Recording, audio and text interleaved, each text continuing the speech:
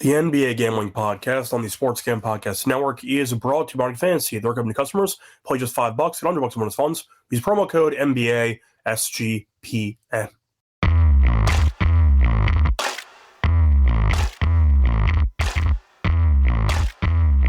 And welcome, everyone, to the NBA Gambling Podcast here on the Sports Gam Podcast Network. Currently Wednesday morning, December 10th, around 11 a.m. Eastern. I'm your host, Reichel. Once again, joined by Lonte. Together, we're going to break down our thoughts for the two games on the card for Wednesday. We are still in the quarterfinals of the NBA Cup. So we had two games yesterday, two more games today. Lonte, how's it going with you? What's up?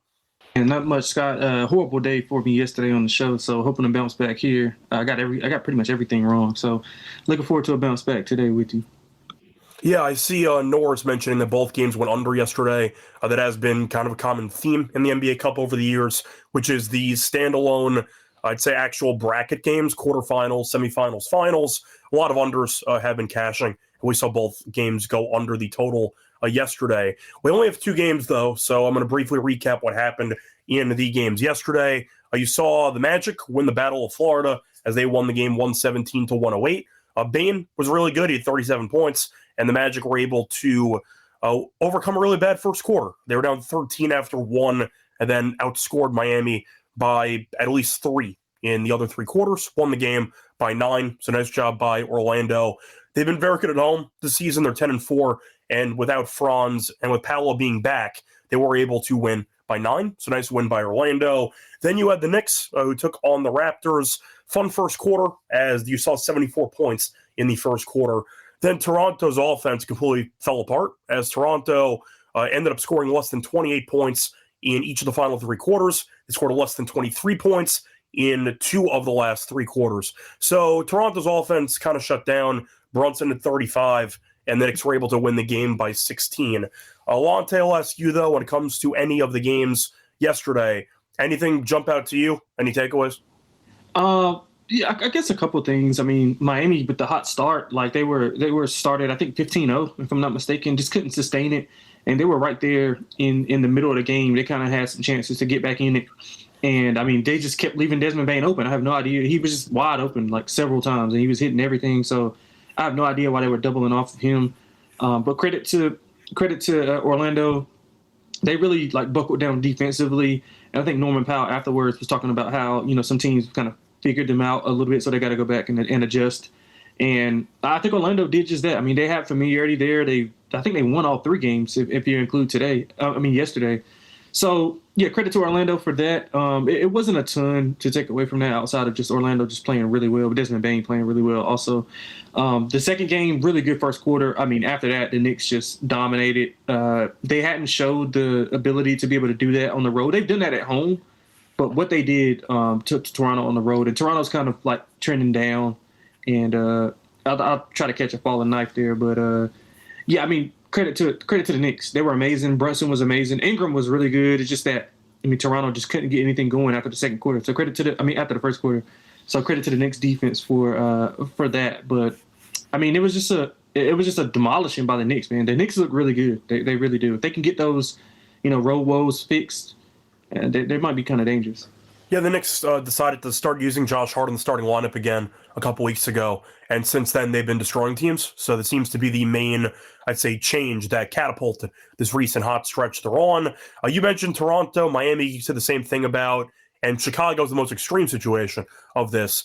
But with the Eastern Conference being so unpredictable, there were some teams that were, we'll use the word overachieving to start the season. And it feels like a lot of these teams, the 3 that we mentioned, I'm sure you can mention a couple more, but they've kind of regressed back to what we thought they were going to be. Chicago's fallen off a cliff. Toronto and Miami, I think we thought going in would be playing teams, give or take, like maybe a 6 seed. So after both those teams started off very hot, it does feel like they've kind of cooled off, which is not too surprising. But people are hitting the panic button for Miami and Toronto. A reminder that they weren't projected to be that good in the first place. So it's really not a panic button thing. It's more of Toronto and Miami just starting to play like what we thought they were going to be, which is a fringe end of playoff spot, play-in spot team.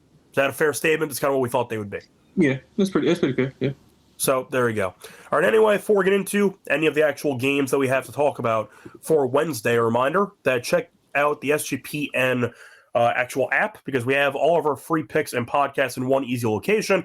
Download it for free in the App Store. Type in SGPN. Once again, easy access to all of our picks and podcasts, all for free in one easy location. SGPN app in the App Store. Download it. Just type in SGPN. Lonte, I have a question to ask you. Do you know what episode number this is? 500? It is 1,000. Damn. This is episode 1,000 of the NBA Gambling Podcast, Wow. milestone episode. Yeah. So we are doing a giveaway. We are doing a $200 gift card. I got the green light from the bosses. So we're going to be doing a giveaway that we always do, which is leaving a rating and a review. Send a screenshot of your rating and your review, Spotify, Apple, etc., to me on Twitter, and we're going to pick it randomly through a random number generator. But if you want a chance to win a free $200 gift card for the SGPN merch store, don't forget to enter the contest for the show giveaway.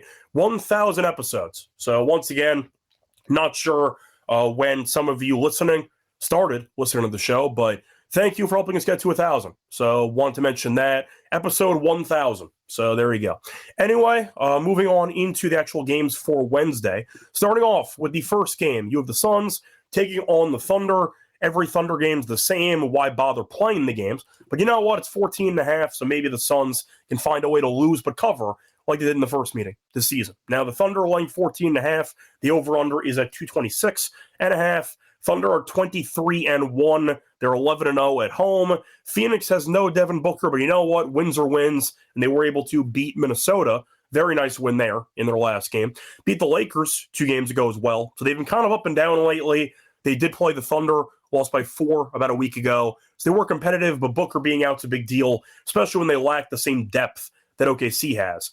But I'll ask you, Lonte, because 14.5 sounds like a lot, but the Thunder might be the best team of all time. So I'm going to ask you, with Devin Booker being out, do you want to take the Thunder, or do you think the Suns find a way to hang in there? Yeah, no, it's Thunder or nothing for me, man. We went over this every time we talk about a Thunder game. I can't bet against them. Although I will say the Suns played them really tough. I think last month they were really good in like defending what the Thunder did well. They protected the ball, which is something they don't do. I think they're bottom 10 in turnover percentage on offense, the Phoenix is. But without Devin Booker, man, I mean, with Devin Booker, maybe they had a shot to cover it, but without him, I just don't see it. I mean, that means you're relying more on Gillespie. You're relying more on, Dillon Brooks. Like, I don't know if those guys can really – they don't have enough ball handlers, to me, to be able to withstand what the Thunder want to do defensively. I mean, they're the number one defensive rated team by a wide margin. And like I said, I think those turnovers will be a big concern here, simply because they don't have a lot of ball handlers. Devin Booker can mask a lot of those ball handling responsibilities along with the scoring. So yeah, I think OKC runs away with this. I think they're one of 3 teams to win 23 of the first 24 games. I think the Knicks in like 69-70, if I'm not mistaken, and then the 15-16 Warriors won 24 in a row. So shout out to Luke Walton. Yeah, absolutely. Yeah, that was Luke Walton here. Yeah. So I mean, Phoenix, credit to them, they've been really good, and Jordan Ott's doing a hell of a job. Like if they're, if they were to be like top 5, top 6 seed, maybe I think you kind of got to give him the coach of the year award, but I don't know if they'll quite get there. But credit to him, credit to that staff. They're doing a good job mixing the pieces together, because they're technically not they got good pieces, but the pieces don't naturally fit together, if you know what I mean. Like they don't really fit together to me, but so far so good for them. I just don't think it'll go well in this game. I think the OKC pressure will get to them. They'll lead to easy transition baskets, and I think the Thunder probably end up burying them by 20, 25. Yeah, the first game was actually pretty high scoring. I did lay in 242. However, I do think that I'm going to go with the under in this game. This actually is the second NBA Cup game, but we mentioned before all of these standalone actual bracket games, single elimination, they've been flying under for years in this competition. I like the under in this game. You're looking at the Suns recently with Booker being injured. They beat Minnesota. They only scored 108 points, so that game wasn't very high scoring anyway. They ended up playing against the Rockets. They got buried. They only scored 98, so that game landed 215. Lakers have a bunch of overs because they can't guard anybody. Point is, though, Phoenix, I just question the actual scoring against this defense, and I do think with Booker not being there, I know Gillespie's been great We know Brooks can have a moment or two, but I just don't see really any easy possessions for the Suns in this one. Thunder also might be motivated because they did lose in the final of the NBA Cup last year to Milwaukee, so they might be actually trying to win this thing instead of just overlooking it. But I think OKC wins comfortably. I like the under in this game. I'm not sure the Suns even get till about 105. So based on that, I like the under in the game. I'll keep taking unders in these standalone quarterfinal games, etc., in this competition because that's been an insanely profitable angle for the last couple of years. Give me the under in this game. Anything else you want to mention for the over-under? Yeah, I think you brought up a good point. I would look at the team total under for Phoenix as well. Those games that you just routed off, those were without Devin Booker. And you kind of can see the struggle for offense and shot creation. And this is going against the best defense in the league. One of the best. But they're also a pretty good defensive team themselves. So. Yeah, they are. So, yeah, I agree with you. I think that, I don't think they'll be able to get close to like 110. So I would go under that team total. Yeah, I can get behind that too. Anything else you want to add for this game? No, that's about it. Cool. So before we get into the other game on the card, a reminder, they're brought to you by our sponsor, Kalshi. So the real money prediction market, legal in every single state. So you can trade tons of markets in sports, including the NFL, college football, college basketball, NBA, NHL, and more. They have props as well, like first touchdowns. Besides sports, they have a ton of other options, including politics, entertainment, and even weather. And a reminder for new customers at Kalshi, get a nice deal with us. Get $20, no questions asked, when you use the code SGPN at sign up. That's Kalshi, Kalshi, promo code SGPN for a free $20 at sign up. We're also brought to you by Market Fantasy. So they are the home for pick entries, chance to win 5,000 times your entry, pick higher or lower on player stats. You can mix and match your sports. It's fine. If you want to mix the NBA with the NHL, with the NFL, that's fine. You do whatever you want. But a reminder, you can win up to 5,000 times with your entry. And a reminder, they have an offer for the customers. Play just $5.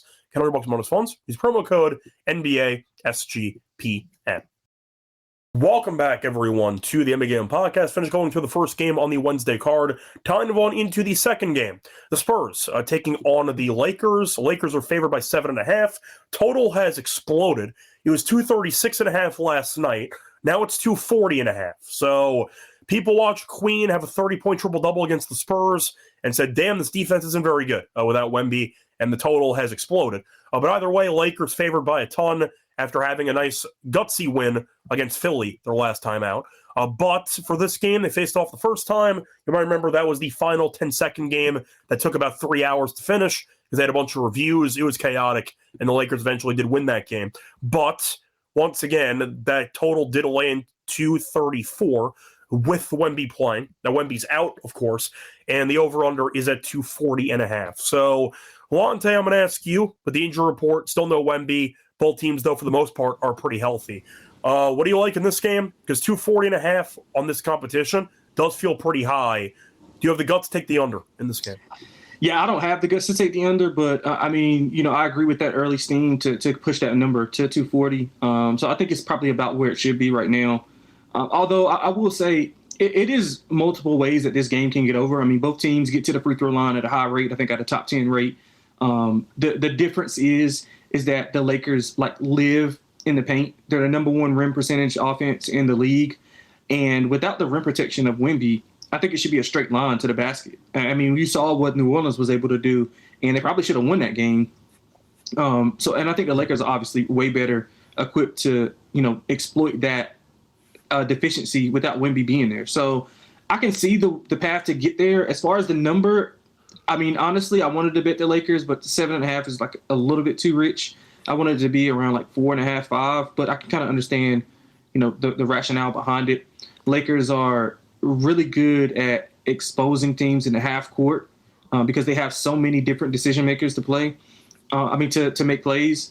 LeBron's been playing really good as of late. Luka's, we had a 30-point triple-double in his last game. So, those guys really are meshing well together. It's just that this type of team is not the type of team that gives the Lakers issues. The type of teams that give the Lakers issues are teams like OKC, teams like Houston, teams, who are athletic, can get up and rebound the ball, can shoot it. The Spurs are playing great, and shout out Harrison Barnes because he's been playing extremely well.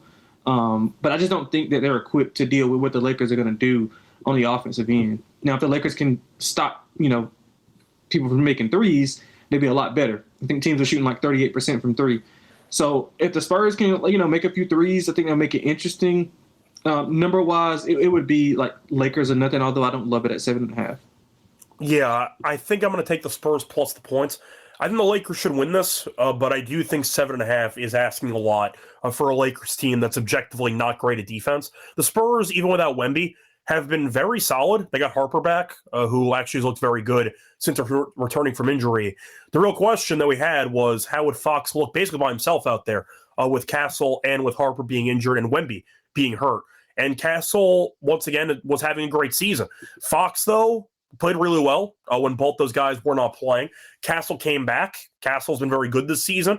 Harper, I think we'd agree, has been very solid so far in his young career. I like the guard depth the Lakers, or I should say the Spurs have in this matchup. And I do wonder, are you a bit concerned at all about the Lakers' guard defense against the likes of Fox and Castle and Harper? Because I'm thinking of hypothetical matchups, and you have Luka, you have Reeves, if you want to argue like Gabe Vincent, etc. Is that a problem? Because I feel like with all the speed that the Spurs have in that backcourt, they might be able to torch this defense regularly and get downhill. So are you concerned about that at all for the Lakers? I'm more concerned with Fox than anybody because Fox can score at all three levels. I think they'll be better equipped to deal with Dillon and Steph Castle because they're more slashers. So I think they'll be fine with kind of laying off, packing the paint, allowing them to shoot. Now, if they start making jump shots, then that's a different story. But Fox would be the only one that I would really be concerned with because he can blow by you with his speed. He can shoot it at a decent clip. Those other guys are more, finishing at the rim, finishing the mid range. And I think the Lakers are good enough to defend that. I just don't know if they'll be able to defend Fox with his speed. And they don't have. I think Marcus Smart's coming back. I don't know if you whatever you feel about Marcus Smart, but I don't think they'll. What do I think about him? I think he's washed. Yeah, I mean, isn't that the obvious conclusion? Yeah. So I think they're better equipped to deal with those two rather than Fox. So. Yeah, but so just to recap, you have the Lakers and you have the over in this game? Yeah, I would go Lakers and over. I don't love it, though. All right, I'm going to go with the Spurs plus the points. I think 7.5 is just too many. And for the over-under, once again, it's more of a system thing. If all of these standalone games go under and you give me a total of 240.5, I don't know how this game's going under, but I'll pick it to go under. I think it's a massive total. But I think the Spurs can keep this game competitive. The Lakers recently have not really won by margin. In fact, they have not won by 5+ points in their last 4 games. So they have not really been dominating teams. The last home game they played, they got buried by Phoenix, lost by 17. They've been good at home before that, but they played nobody. Beat New Orleans by double digits, beat Dallas, beat the Clippers, beat Utah. They had a cupcake schedule, but against, I'd say, pretty decent competition, they really have not been dominating teams lately. And the Spurs, I think, are pretty good. So I'll go with the Spurs plus the points. If you want to go Lakers 1-10, I don't mind that. The Lakers win a close game, kind of like the first meeting that we saw in the crypto arena. So I'm going to go with the Lakers 1-10 in this game. Think they'll find a way to survive, but it won't be pretty in the process. Anyway, Lonte, anything else you want to add for this game? Any props? Any guys you want to go after? Yeah, I was like you said, I was looking at some player threes props. So I maybe look at De'Aaron Fox's threes. I really think that the Lakers, lack of perimeter defense will come to fruition if they could take Fox off the ball. So I would look for Fox to maybe an under assist and over on his points, simply because I think that they'll try to move him off the ball, put Dylan Harper on the ball, put Steph Castle on the ball to allow Fox to be more multidimensional, be able to score and get to the paint. So I'll look at Fox over like his threes, his points, and look at his assists under. That's kind of correlated to how I think it'll go. Yeah, I think it makes sense. I think Luka, of course, is the usual suspect here based on usage. I didn't mind Ayton in this game. I think Ayton double-double is like plus 150. He's been good against San Antonio. I think that could be intriguing as well. I didn't mind Harper stuff. Against this Lakers bench unit, I think there's a pretty good recipe for Harper to get downhill, to look sharp, force the issue, get to the line. I didn't mind Dylan Harper stuff as well. But it's kind of it. Once again, pretty small card. Lonte, I'm going to ask you, though, in general about the NBA Cup. Do you like this format? I understand that with the single elimination games, you add, March Madness vibes, except about, 80% of the league, maybe a little bit less than that, 75%, is just sitting on their asses for a week. Are you a fan of that, or do you think that should be, revamped? I mean, it probably could use a few tweaks, but I mean, I'm a fan of it. I'm a fan of how it like gets the teams play. I mean, now granted, some teams don't really care about it, but it is a prize behind it, and you can tell that they really do, play hard for the most part. So I'm all for that. The competitiveness of it. I think for the most part, since it's been implemented, that all of the players who are supposed to play, if they're they generally play. So it keeps guys engaged and keeps them playing. So I'm a fan of that. So yeah, I mean, a few tweaks here and there probably could, the schedule could be tweaked a little bit. But I was going to say, I might rephrase my question because I know that Free Sauce mentioning single elimination. I did want to ask, do you think all of the quarterfinal games should be played on one day, or do you like breaking it up 2s and 2s?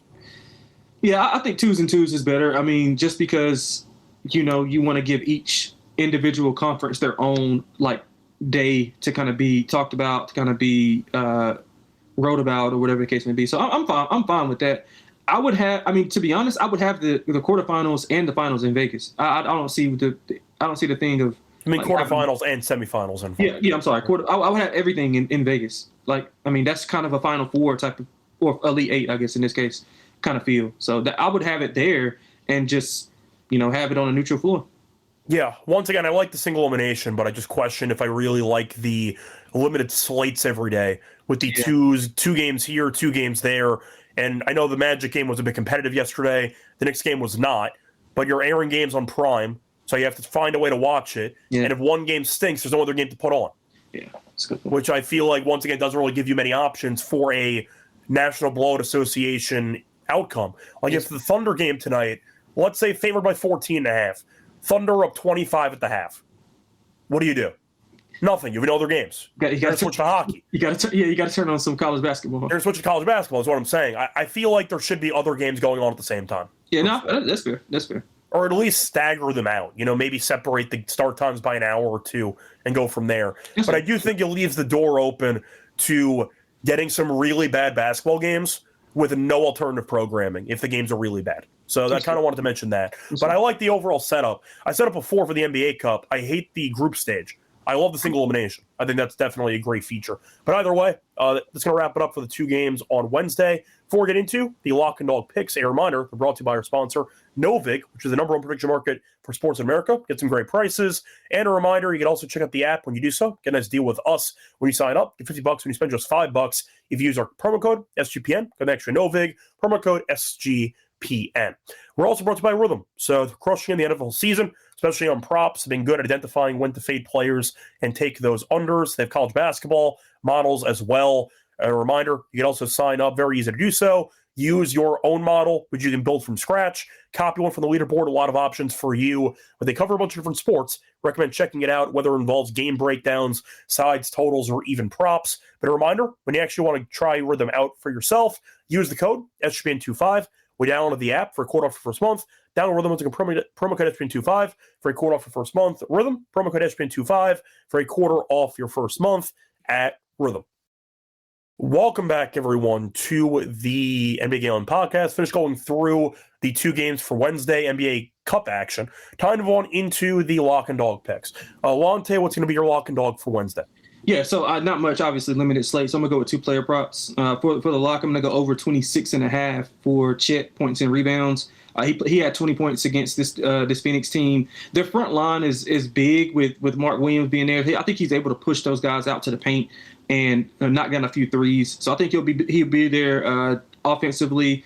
For the rebounds, I think he's been rebounding the ball pretty well. He's actually scored 20-plus points in 6 of his last 10. He's over this number in 6 of 10 as well. So I think Chet will have a good day. If I'm not mistaken, he had 23 and 11 or 23 and 12 or something like that in the first game against him. So he had a good day.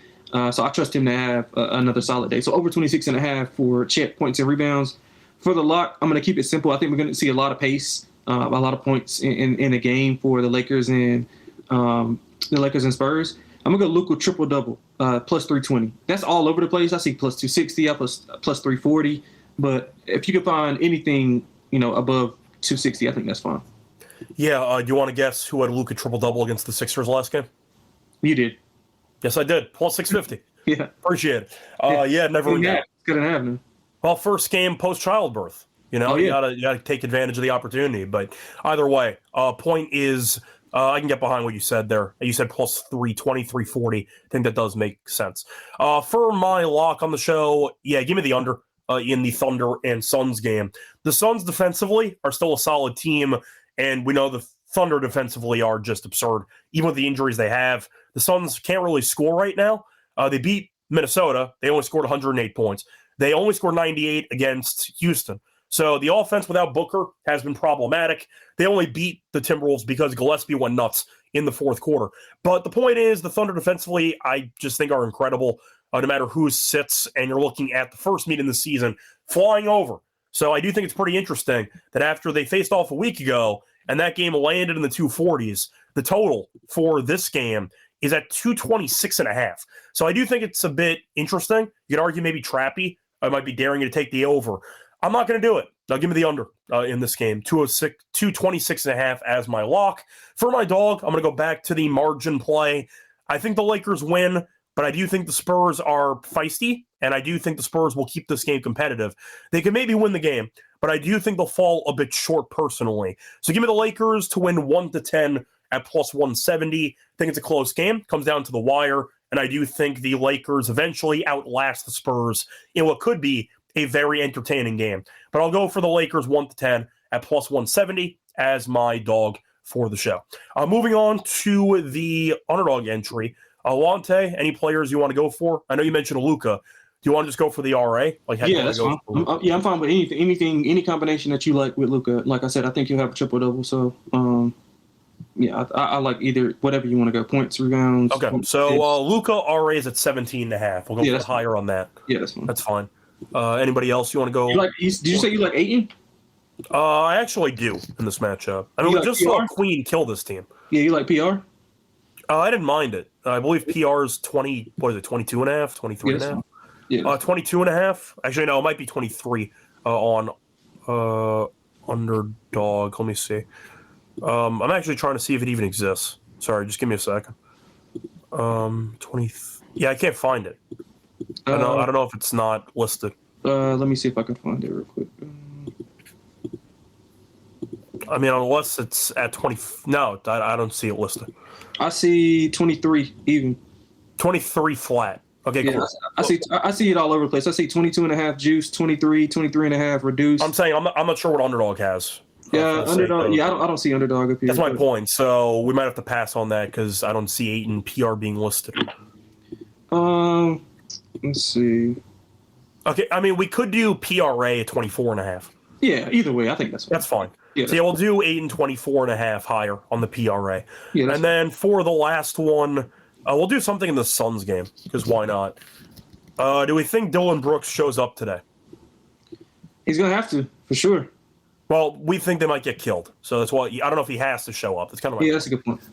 What do you think about Mark Williams rebounds? I mean, look, someone's gonna have to rebound the ball on that team. So I think he had 14 in the first matchup. If I'm not mistaken. His rebounds are at 7.5. Oh, that's too low. That's way too low. Yeah, I think I agree with you. I mean, he is still a center, no matter. Yeah, I mean, 7.5 is too low. I mean, Hartenstein is fine, but 7.5 is way too low. Yeah, I'm just trying to see what it is on underdog because I see it's a juice 7.5 or 8.5. I see 8.5 on underdog. Yeah, that's fine. I think that's fine. All right, cool. That's fine. So the 3-pick underdog entry, we're going to go with Luka, higher 17.5 RA, Ayton, higher 24.5 PRA, and Mark Williams, higher 8.5 rebounds. So once again, Luka, higher 17.5 RA, Ayton, higher 24.5 PRA, and Mark Williams, higher 8.5 rebounds. Anyway, it's going to wrap it up for the 1,000th episode. A reminder, send me a screenshot of you leaving a rating and a review on Spotify or Apple to enter the random drawing. It will be a random number generator drawing, so chance to win a free $2 gift card. But either way, Lonte, anything else you want to add for you on the show? No, man, shout out to everybody who allowed us to make it to this point, man. So, I wasn't a part of all 1,000 episodes, but, thankful for to be a part of the rest. But, shout out to everybody in the chat and everybody who has been in the chat and supported us. Definitely appreciate that.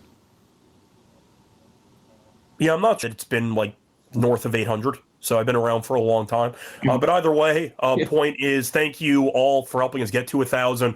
Apologies, my voice is still shot, but at least I can record, so I guess that counts for something. Sound good. I mean, I don't know about that, but I'm trying my best out here, so it is what it is. But either way, till next time, we're back in tomorrow. Good luck to all of you and all of your bets. Bye, everyone. Basketball, gimme the ball because I'm